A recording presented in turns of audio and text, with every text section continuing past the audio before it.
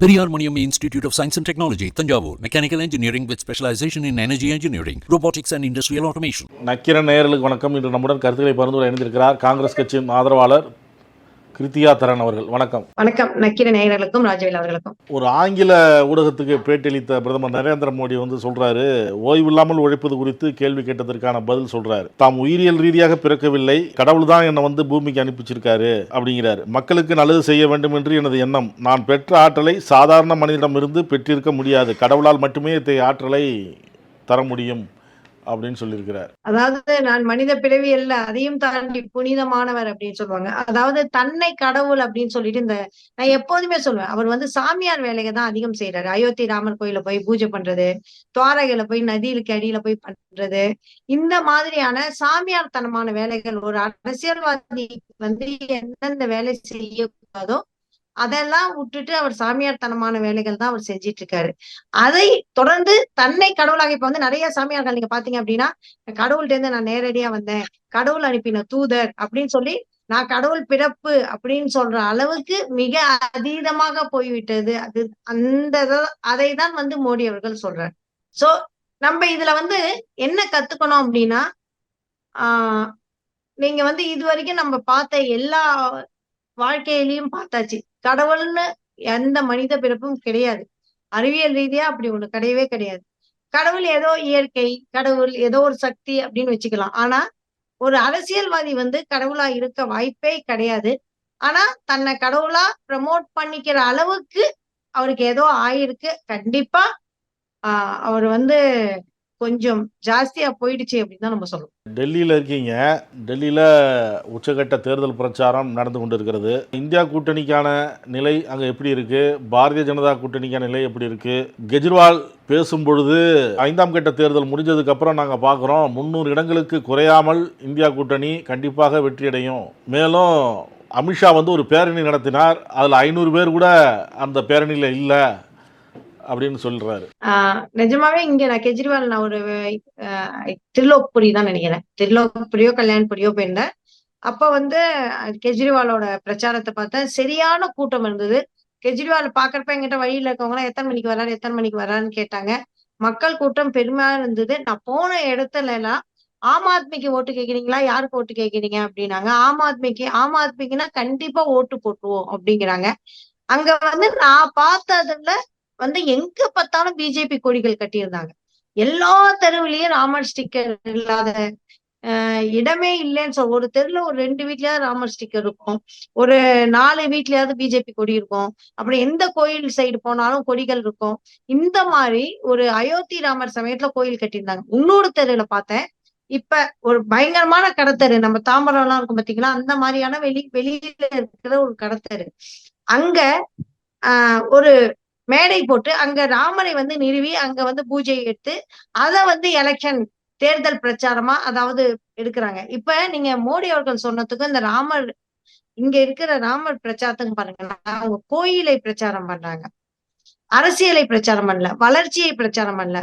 இப்ப அந்த கோயிலோட அடுத்த கட்டமா ஒரு நாட்டையே சாமியார் மடமாக்கி தன்னை கடவுள் சாமியாருங்கிற இடத்திலிருந்து தாண்டி கடவுள், இதெல்லாம் ஒரு சாமியார்கள் செய்யக்கூடியது. எந்த ஒரு நிர்வாகியும் இந்தியாவில் இது வரைக்கும் செஞ்சதே இல்லை. நீங்க ராஜகுருவா இருக்கலாம், இந்தியாவில கூட ராஜகுருன்னு ஒரு இது கிடையாது. ஆனா மன்னர் என்னைக்குமே ஒரு சாமியாரா இருந்ததே கிடையாது. தன்னை சாமியாரா வச்சுக்க முடியாது. அந்த மன்னன் திருவள்ளுவர் படிக்கலாம், நம்ம என்ன வேணாலும் படிக்கலாம். மன்னர் சாமியாரா இருந்து நம்ம பார்த்ததே கிடையாது. தன்னை கடவுள் என்று சொல்லிக் கொள்பவர் தெருவெல்லாம் ராமர் சிலையை வச்சு பூஜை செஞ்சு அதை தான் பிரச்சாரம் செய்கிறார்களே தவிர்த்து 10 வருஷம் மக்களுக்கு எதுவும் செய்யல. இன்னொன்னு என்ன அப்படின்னு பாத்தீங்கன்னா, வட இந்திய மாநிலங்கள் ஈவன் டெல்லி உட்படங்க ஏழ்மை தாண்டவம் ஆடுது. நம்மளால இங்க இருக்கவே முடியாது. பயங்கர ஏழ்மை. ஊபி எல்லாம் கேட்டா அத்தனை ஏழ்மை. சோ அந்த ஏழ்மைக்காக எந்த ஒரு பதிலும் சொல்லாமல் சாமி கடவுள்னு மக்களின் உணர்வுகள் பக்கமே அவர் காய் நகர்த்துறார். ஏன் அப்படின்னா அறிவின் பக்கம் அவரால் திரும்ப முடியாது. ஏன்னா அறிவு பக்கம் அவங்களுக்கே யோசிக்கக்கூடிய அளவுக்கு அறிவு இருக்கான்னு எனக்கு தெரியல. நீங்கள் இப்படி சொல்கிறீங்க, இந்தியா கூட்டணி வலுவாக இருக்குது, கெஜ்ரிவால் எங்கே பார்த்தாலும் திரும்பினா கூட்டம் இருக்குது, ஆம் ஆத்மிக்கு ஆதரவு அதிகமாக இருக்குன்னு நீங்கள் சொல்கிறீங்க. பிரசாந்த் கிஷோர் சொல்கிறாரு, மோடி தலைமையிலான பாஜக மீண்டும் ஆட்சிக்கு திரும்பும் என்றே நான் கருதுகிறேன் அப்படிங்கிறாரு பிரசாந்த் கிஷோர். நேத்திக்கு சசிகாந்த் செந்தில் சாரை வந்து டெல்லி வார் ரூம் ஹெட்ல போய் பார்த்துட்டு வந்தேன் நானு. அங்க பார்த்துட்டு வந்தப்ப சார்ட்ட கேட்டேன், சார் எப்படி சார் இருக்கும் அப்படின்னு. நீங்க மினிஸ்டர் ஆகணும் அப்படின்னு சொல்லிட்டு வாழ்த்திட்டு வந்தேன். எனக்கு வந்து அந்த மாதிரி ஒரு நல்ல மனிதர்லாம் மினிஸ்டர் ஆகணும்னு ரொம்ப ஆசை. சார் நீங்க மினிஸ்டர் ஆகணும், அந்த பதவிக்கெல்லாம் நாங்க வரணும் அப்படிங்கிற மாதிரி அவர்கிட்ட பேசும்பொழுது, நம்ம ஜெயிக்கிறோம் அப்படிங்கறத நம்பிக்கை வச்சுக்கோம். என்ன வேணாலும் நான் இப்பதான் டிஸ்கஸ் பண்ணேன். கொடுக்குறாங்களே, என்ன வேணாலும் நடக்குங்கிறாங்களே, பார்லிமெண்ட் அதிகாரத்தை அவங்க கைப்பற்றி கொடுக்க மாட்டாங்கிறாங்களே அப்படின்னா அதெல்லாம் அப்போ வந்தா எதிர்கொள்வோம். ஆனா இன்னைக்கு மெஜாரிட்டி அப்படிங்கறத அழிச்சிட்டோம்.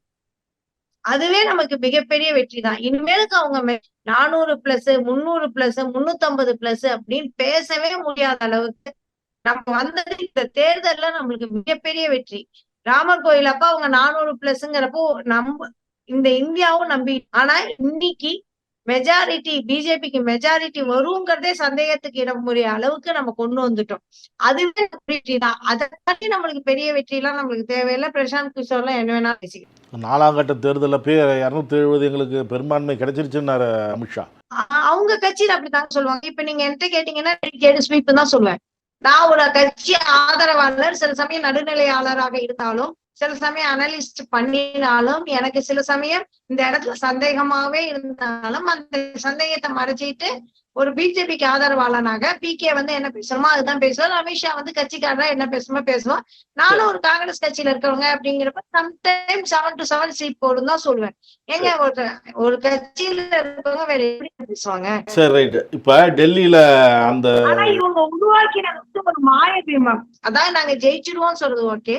இவங்க உருவாக்கினது மாயபிம்பம். 400 ஒரு மாய பிம்பத்தை உருவாக்கி அதை மோடி டிவிக்கள் மோடியாக்கள் மூலமாக, மீடியா கிடையாது, மோடியாக்கள் மூலமாக தொடர்ந்து பரப்புரை செய்தார்கள்.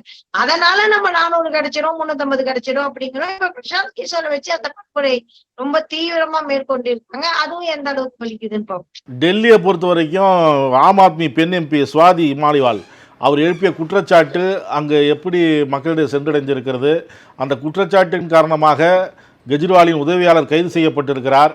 இதெல்லாம் வந்து ஒரு பேசு பொருளாக இருக்கிறதா மக்களிடையே? மக்கள் ஆம் ஆத்மி கெஜ்ரிவால் ஜெயிலுக்கு போனது வந்து எதுவுமே தெரியல. ஈவன் ராகுல் காந்தியின் கேரண்டிகள் கூட நாங்க தான் எடுத்து சொல்லிட்டு இருக்கோம். அதுவும் போய் சேரல. உண்மையா சொன்னா காங்கிரசும் தங்களோட கேரண்டிகளை போய் சேர்க்கிறது அப்படிங்கிறது வந்து கொஞ்சம் குறைவா இருக்கு. ஆம் ஆத்மியை பொறுத்த வரைக்கும் கெஜ்ரிவால் அவர் ஜெயிலுக்கு போயிருக்காரு, அவர் நம்மளுக்கு நல்லது செஞ்சிட்டு இருக்காரு, அவரை ஜெயிலுக்கு அனுப்பிச்சிட்டாங்க. இதை தவிர்த்து இல்ல சில மக்களுக்கு மட்டும் நான் இந்த சமயத்துல நான் வந்து ஒரு அனலிஸ்டா சொல்றேன் அப்படின்னா, உங்களுக்கு பத்திரிகையாளரா நம்ம பேசலாம் அப்படின்னா, சில இடங்கள்ல நிஜமாவே ஆம் ஆத்மிக்கு மேல என்ன பிரச்சனை இருக்கோ, எதுக்கு மோடி ஜெயிலுக்கு போட்டாரு அப்படின்னாங்க. சில இடத்துல என்ன பொய் பிரச்சாரம் ஈடுபட்டிருக்கு. அதாவது மோடிஜி தான் நம்மள வந்து முஸ்லிம்கள்ல இருந்து காப்பாத்துறாங்க, இல்லாட்டி முஸ்லிம்கள் நம்ம இடத்த படிச்சுப்பாங்க அப்படின்னு சில இடத்துல நிஜமாவே மக்கள் பேசுறாங்க.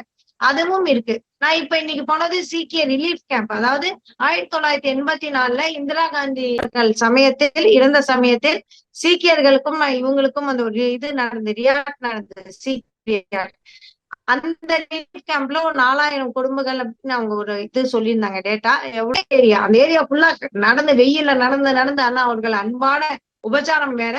பட் நடந்து அங்க போனா அந்த கேம்ப் கொஞ்சம் மோசமான நிலைமையில தான் இருக்கு. எந்த அரசு வந்து அந்த கேம்ப் எல்லாம் ஒண்ணும் பண்ண முடியும். ஆனா அந்த கேம்ப்ல இருக்கிற மக்கள் அத்தனை பேரும் காங்கிரஸ்க்கு ஆதரவான, பெரும்பாலானவர்கள் ஆம் ஆத்மிக்கோ காங்கிரஸையோ தவிர்த்து வேற எதுக்கும் போட மாட்டோம் அப்படிங்கிறாங்க.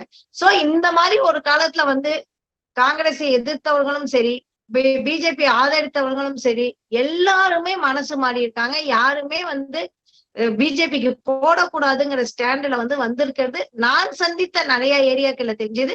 அதே சமயத்துல பிஜேபியோட பிரச்சாரம் வலிமை வந்து மிக வலிமையான பிரச்சாரம். அதை வந்து நான் குறைத்தே மதிப்பிட மாட்டேன். இந்த சமயத்துல நான் என்ன சொல்லுவேன் அப்படின்னா, சில தொகுதிகள் நிறைய இடத்துல இந்தியா அணி ஸ்வீப் பண்ணணும்னாலும் சில தொகுதிகள் அன்பிரடிக்டபிளா தான் இருக்கு. ஏன்னா பிஜேபியோட பிரச்சாரத்தோட வலு வந்து மிக அதீதம். அவங்களோட உழைப்ப வந்து நம்ம குறைச்சே போடக்கூடாது. நல்லா உழைக்கிறாங்க. மோடி அவர்களே பாருங்க எந்த அளவுக்கு உழைக்கிறாரு. அப்பன்னா அவரே நம்பரா இருப்பாங்க. நான் மனுஷ பிறவியே இல்ல அந்த அளவுக்கு நான் உழைக்கிறேன் அப்படின்னு. சரி அவருக்கு வந்து உழைப்பாளர்கள் அப்படிங்கிறதே அவருக்கு பெரிய விஷயமா இருக்கு. ஆனா வட இந்தியாவை முன்னேற்றாமல் வட இந்தியாவுக்கு எந்த நல்லதும் செய்யாம வெறும் கடவுளை பேசுவது அப்படிங்கிறது வந்து வட இந்தியர்கள் கொஞ்சம் முழித்துக் கொள்ள வேண்டிய நேரமாயிடுச்சு.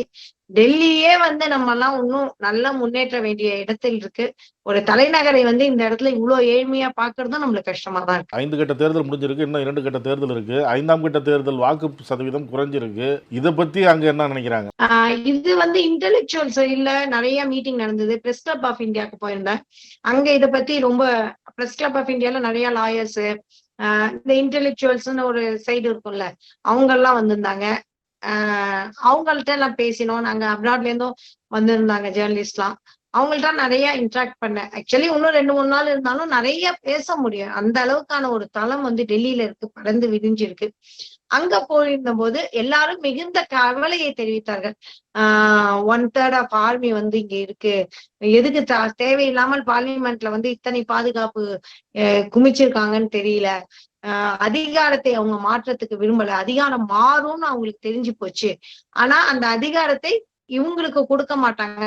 அந்த சமயத்துல பெரிய கலவரங்கள் நிகழலாம் அப்படின்னு ஒரு அச்சத்துடன் டெல்லி மக்கள் வந்து அச்சத்துடன் பேசுறாங்க. இவங்களுக்கு வந்து நம்ம இந்தியா கூட்டணி தான் வரப்போகுது. அப்ப வந்து இவங்க என்ன பண்ண போறாங்களோ அப்படிங்கிற விஷயங்களை வந்து பேச ஆரம்பிச்சிருக்காங்க. அப்புறம் இந்திய இந்த மோசடி இவிஎம் மோசடி அப்படிங்கிறது அவங்க சொல்லல. ஈசி மோசடி அப்படிங்கிறாங்க. நம்ம நிறைய பேர் இவிஎம் மோசடின்னு நினைச்சிட்டு இருக்கோம். எலெக்ஷன் கமிஷன் தான் இங்க மோசடியா இருக்கு அப்படிங்கிற விஷயத்த வந்து பேசுறாங்க. லட்சத்தீப்ல வந்து 25% வரைக்கும் வித்தியாசம் காமிக்கிறாங்க. ஆவரேஜா 6.4% வரைக்கும் 6.2ல இருந்து 6.4 வரைக்கும் பெர்சன்டேஜ் வித்தியாசம் காமிக்கிறாங்க. தமிழ்நாடுல இருந்து எல்லா மாநிலங்கள்லயும் வித்தியாசங்கள் வந்து மிக அதிகமாக இருக்கு. இந்த வித்தியாசங்களை வைத்துதான் இவங்க நாடகமாட போகிறார்கள். அப்போது அது மிகப்பெரிய சிக்கலை இருக்கும் அப்படிங்கிறாங்க. நிறைய பேர் வந்து ஆல்ரெடி அவங்க வந்து பிஜேபிக்கு ஆதரவான இவிஎம் ஓட்டு மிஷின்கள் தயாரித்து வச்சிருக்கு. அதை வச்சுதான் இந்த மேனிபுலேஷன் 1% 2% மேனிபுலேஷன் பண்ண போறாங்க அப்படிங்கிறாங்க. இன்னொரு இன்டெலெக்சுவல் பேசும்பொழுது அவர் என்ன சொன்னார்னா 6% அப்படிங்கிறது என்ன அப்படின்னா இங்கேக்கும் இந்தியா கூட்டணிக்கும் இதுக்கும் மேக்சிமம் 6ல இருந்து 10%க்குள்ளதான் வித்தியாசம் இருக்கும். அப்ப லட்சத்தீப் மாதிரியான இடத்துல 25% இருக்கும். அதுக்கு ஏத்த மாதிரி அவங்க ஆல்ரெடி எக்ஸிட் போல் கணக்கு பண்ணி அந்த பெர்சன்டேஜை கணக்கு பண்ணிதான் இவிஎம் மிஷினை வந்து பார்த்திருக்காங்க அப்படின்னு கரெக்டா ப்ரெடிக்ட் பண்ணி சொல்றாங்க. பிரசாந்த் பூஷன் இன்னொன்னு அறிக்கை விட்டுருக்காரு. என்ன அப்படின்னா ஒவ்வொரு பூத் மக்களும் ஒவ்வொரு பூத் ஒர்க்கரும் BLA2 ஒர்க்கர் வந்து முழிச்சு கொண்டு இருக்க வேண்டிய வேலை. அவங்க கரெக்டா அந்த இவிஎம்ல வந்து ஐ திங்க் 19C நினைக்கிறேன். 19C 17C அது கரெக்டா பாத்துங்க. அந்த ஃபார்மை வந்து எடுத்து எலெக்ஷன் கமிஷன்ட்டு வாங்கி நீங்க எத்தனை பெர்சன்டேஜ் ஓட்டுங்கிறத நீங்க வாங்கி வச்சுங்க. அவங்க கண்டிப்பா கொடுத்தாங்கணும், மறுக்கவே கூடாது.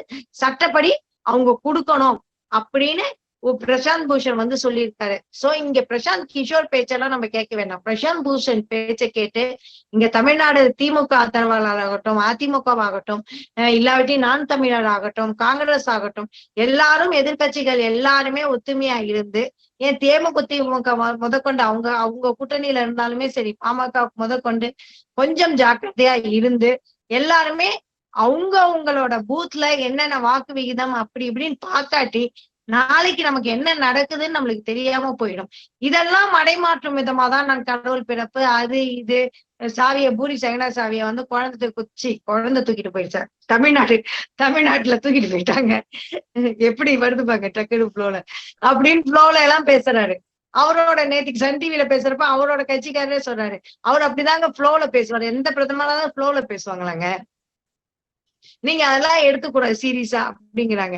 சோ இந்த அளவுக்கு அவங்க கட்சிக்காரே அவங்களோட வார்த்தைகள் எல்லாம் ஃப்ளோன்னு சொல்ல ஆரம்பிச்சுட்டாங்க. ஒரு பிரதமர் பேசுறதெல்லாம் ஃப்ளோல பேசுறாங்க அப்படின்னு சொல்ற அளவுக்கு இன்னைக்கு வந்து அவங்களோட கட்சிக்காரங்களோட நிலைமை மாறிவிட்டது. இதுதான் நம்ம பிரசாந்த் பூஷன் பேச்சை மிக மிக கவனமா கேட்கணும். இன்னொரு விஷயமும் சொல்லட்டுமா? டெல்லி விஷயம். கெஜ்ரிவால் வந்து ஒண்ணு செஞ்சுட்டாரு. கெஜ்ரிவால் என்ன சொல்றாருன்னா மிக முக்கியமான ஆட்கள் அத்வானி போன்ற மிகப்பெரிய தலைகள் பிஜேபியில வந்து அசைக்கவே முடியாது அப்படின்னு சொல்ற தலைகள் எல்லாரையுமே 75 வயதுக்கு மேல் இங்க யாரும் இருக்கக்கூடாதுன்னு ஒரு சட்டத்தை போட்டு அப்படி போட்டுதான் மோடி மேல வந்தாரு. இன்னைக்கு மோடிக்கு அந்த சட்டம் வந்து செப்டம்பருக்கு மேல் மோடி அப்படி இருக்கவே முடியாது. ஏன்னா அந்த சட்டத்தை இவங்க மாத்த போறது இல்ல. அப்ப அமித்ஷா தான் பிரதமரா வருவார். நீங்க மோடியை நம்பி ஓட்டு போட போறீங்களா இல்ல அமித்ஷாவை நம்பி ஓட்டு போட போறீங்களா அப்படின்னு ஒரு பிரச்சாரத்தை கெஜ்ரிவால் முன்னெடுத்திருக்கார். அதுதான் நிஜமும் கூட. செப்டம்பருக்கு அப்புறம் மோடிக்கு இங்கு வேலை இல்லை அவங்களோட சட்டப்படி. அப்படி இருக்கும் பொழுது நீங்க ஏன் நம்ம மோடிக்கான ஓட்டு அப்படிங்கறது வந்து இந்த 6ஆம் கட்ட 7ஆம் கட்ட தேர்தல்ல கிடைக்காது அப்படிங்கறதான் நிஜம். மோடிக்கான தெரிஷ்மா வந்து கண்டிப்பா அடுத்த கட்ட தலைவர்களுக்கு கிடையாது. ஈவன் அடுத்த கட்ட தலைவர்கள் அவரே சொல்றாரு, புல்டோசரை எப்படி உபயோகிக்கணும் அப்படின்னு சொல்லி யோகிட்டு கத்துக்கணும் அப்படிங்கிறப்ப மோடி கொஞ்சம் சாஃப்ட் சைடு, இவர் புல்டோசர் வரைக்கும் போறாரு அப்படிங்கிறப்ப அந்த ஒரு பயம் வந்து எல்லாருக்குமே இருக்கு. சோ யோகியோ அமித்ஷாவோ அந்த அளவுக்கு மோடி அளவுக்கு ஆதரவு பெற்ற ஒரு தலைவர் கிடையாது. அடுத்த கட்ட ஆதரவாளர்கள் வசுந்தரா ராஜா ஆகட்டும், சௌகான் ஆகட்டும், இவங்க எல்லாரையுமே அடுத்த கட்ட தலைவர்களா வளரவே விடல. அதனால அந்த சரிஷ்மாவும் குறைஞ்சு போச்சு. இப்ப மோடியை விட்டா பிஜேபியில லேக் ஆஃப் லீடர்ஸ் அப்படிம்பாங்கல்ல, அந்த பிரச்சனை இருக்கு. அதுவும் சிக்கல் தான். கருத்துக்களை பகிர்ந்து கொண்டதுக்கு நன்றி மேடம். நன்றி. தமிழகத்தின் அரசியல் புலனாய்வு வரலாறு நக்கீரன் பப்ளிகேஷன்ஸ். இந்த கோடை விடுமுறையை புத்தகங்களுடன் கொண்டாடுங்கள். கோடை காலத்தை முன்னிட்டு ஏப்ரல் 23 முதல் மே 30 வரை நக்கீரன் வெளியீடுகளான அனைத்து நூல்களுக்கும் 25% சிறப்பு தள்ளுபடி. புத்தகங்களால் கோடையை கொண்டாடுவோம். நக்கீரன் டிவிக்கு சப்ஸ்கிரைப் செய்யுங்கள். உங்கள் ஆதரவே எங்கள் பலம். ஆசிரியர்களுக்கு நண்பனாகவும் மாணவர்களுக்கு ஆசானாகவும் திகழும் தேர்வு வழிகாட்டி. ஒவ்வொரு பாடத்திற்கும் அனுபவமிக்க ஆசிரியர்களின் துல்லியமான தெளிவான விடைகள். CNC இருக்கு, தேர்வு பயம் எதற்கு? இது தீரன் பப்ளிஷிங் ஹவுஸ் விற்பனை வெளியீடு.